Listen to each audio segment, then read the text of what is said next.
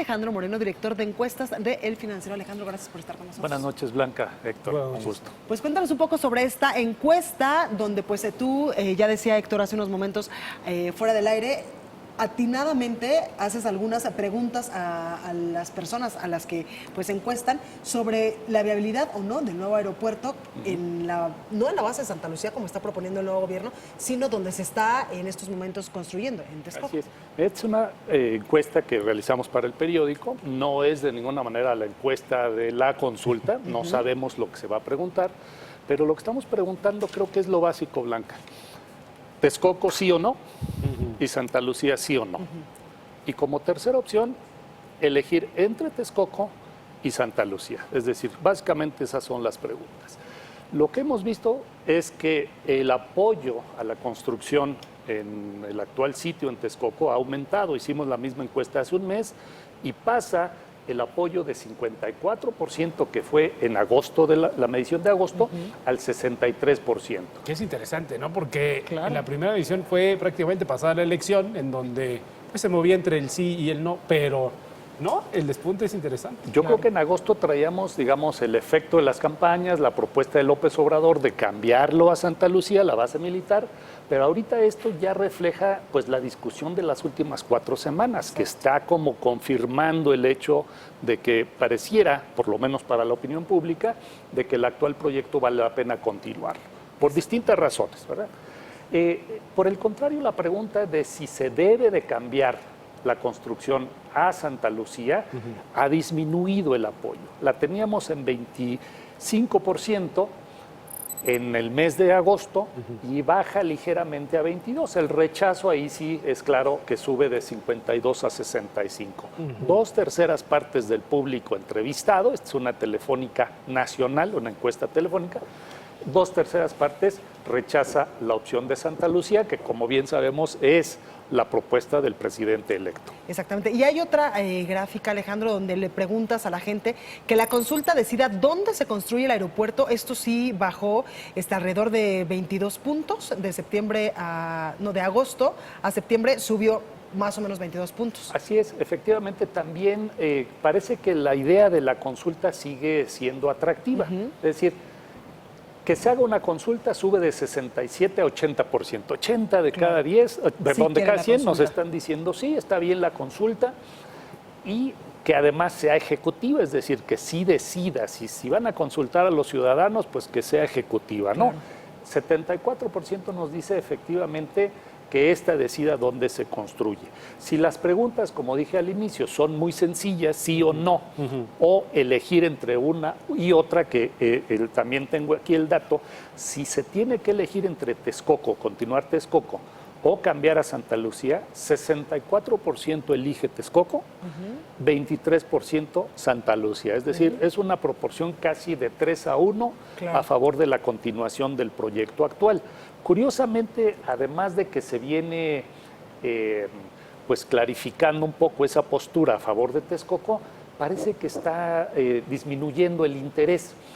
Sin embargo, y esto lo hemos escuchado, incluso el secretario de Turismo parece que ha hecho declaraciones al respecto, deja de ser un tema exclusivamente de expertos, parece que los ciudadanos sí tienen que decir, ¿no? Ahora, paradójicamente el interés está bajando. El interés baja y bueno, es interesante saber que lo que se ha discutido en los últimos días parece que está influyendo en la percepción de que lo que ya está hecho, lo que ya está empezado, tendría que apoyarse. Ahí vale la pena detenernos en eso. ¿Usted está de acuerdo o en desacuerdo en que la consulta sobre el nuevo aeropuerto se haga con encuestas en lugar de una votación? 67% de acuerdo, 26% en desacuerdo. Platicábamos aquí la semana pasada con Federico Berrueto, Alejandro, y nos decía, bueno, pues sería interesante que de una vez definan si es que va a ser dentro de un ejercicio o una encuesta o una votación. O una votación. Había otro ejercicio, no recuerdo ahorita el nombre, en donde había la diferencia en cuanto a participación y la legitimización de esa parte, ¿no? Claro. Mira, yo creo que hay ventajas en una y en otra. La ventaja de una votación es que pues realmente pareciera más ejecutiva. La gente va, la que está interesada va, vota, participa como si fuera un plebiscito, una consulta, sí o no. Una consulta, exacto. En el caso, digamos, de la votación, pues obviamente con los tiempos, la diseminación de información, pues eso se vuelve muy complicado, puede ser muy costoso.